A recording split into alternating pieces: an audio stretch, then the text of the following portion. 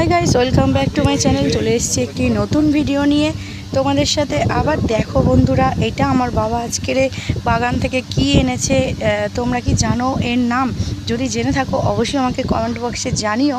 দেখো এটা দেখতে পুরো ব্যাঙের ছাতার মতো, কিন্তু এটা ব্যাঙের ছাতা নয়, এটাকে রান্না করে খাবো বলেই নিয়ে এসেছি। কিন্তু এটা ছিল আকারে বিশাল বড়, মানে এত বড় সাধারণত আমিও এর আগে কোনোদিন দেখিনি।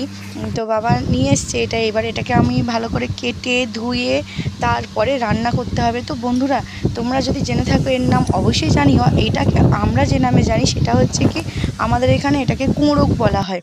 তো যাই হোক বন্ধুরা, আর এদিকে মায়ের কাছে আবদার করেছিলাম যে আমি বাড়ি আসছি, আমি মাংস মানে শুয়োরের মাংস খাবো, তা সেই জন্যে মা এই মাংস নিয়েও চলে এসছে।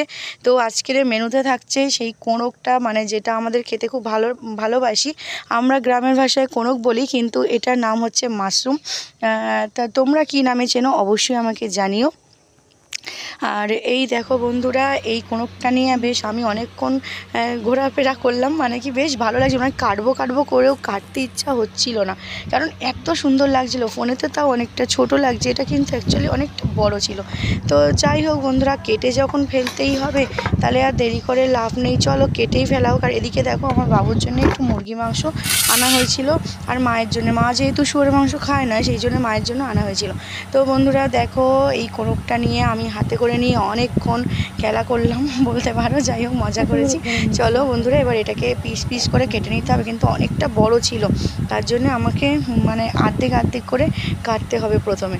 তো দেখো বন্ধুরা এটা কিন্তু গ্রামগঞ্জে হয়েই থাকে, গাছের মানে যেখানে আবছা একটু জল স্যাঁতস্যাঁতে জায়গা এটা হয়েই থাকে। আর এটা আমরা বাজার থেকেও কিনে খাই, যেটা মাশরুম নামে আমরা সবাই জানি, সেটা আকারে কিন্তু অনেকটা ছোট হয় আর অনেকটা গোল গোল টাইপের দেখতে হয়।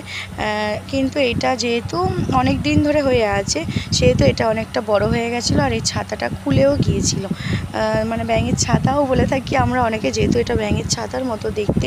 তো বন্ধুরা চলো এটাকে এবার আমি পিস পিস করে কেটে নিই।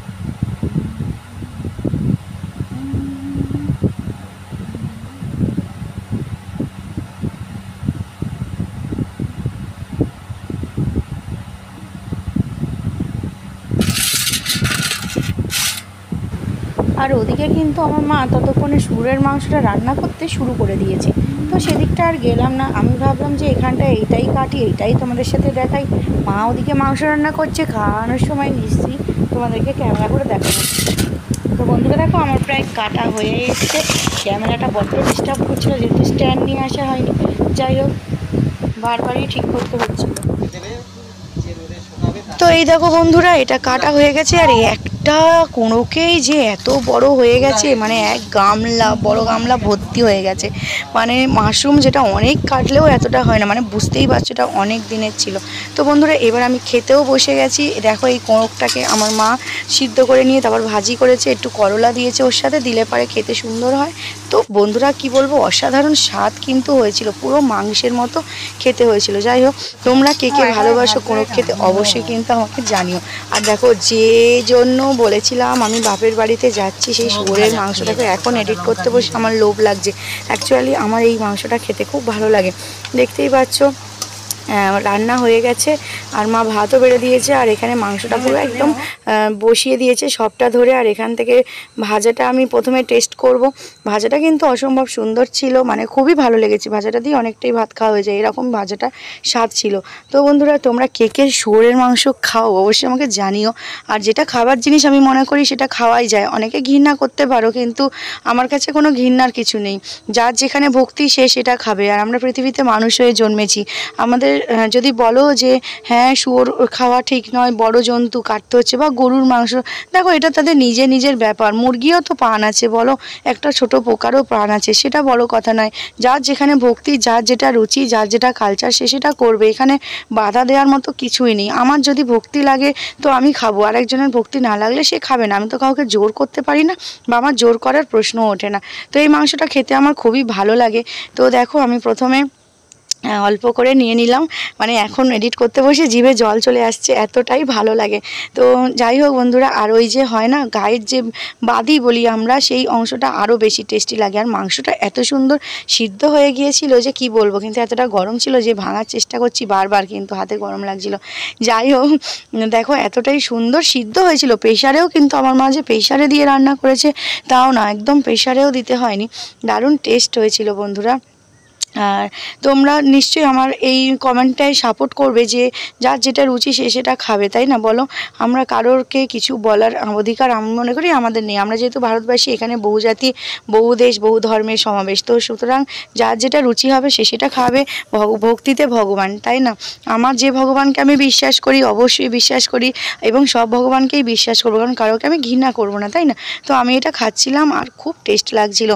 যাই হোক, তো বন্ধুরা কে কে তোমরা এই মাংসটা খেতে ভালোবাসো অবশ্যই কিন্তু আমাকে পরে জানিও, কমেন্ট করে অবশ্যই জানিও। এটা ছিল ওই বাদি, যেটা তোমাদের বললাম। দেখো তেলের যে অংশটা, তো সত্যি খুব টেস্টি ছিল, কিন্তু এই অংশটা একটু শক্ত হয় যেহেতু এটা চামড়ার দিকে থাকে, সুতরাং এতে কিন্তু চর্বিতেই ভরা থাকে, দেখতে পাচ্ছ।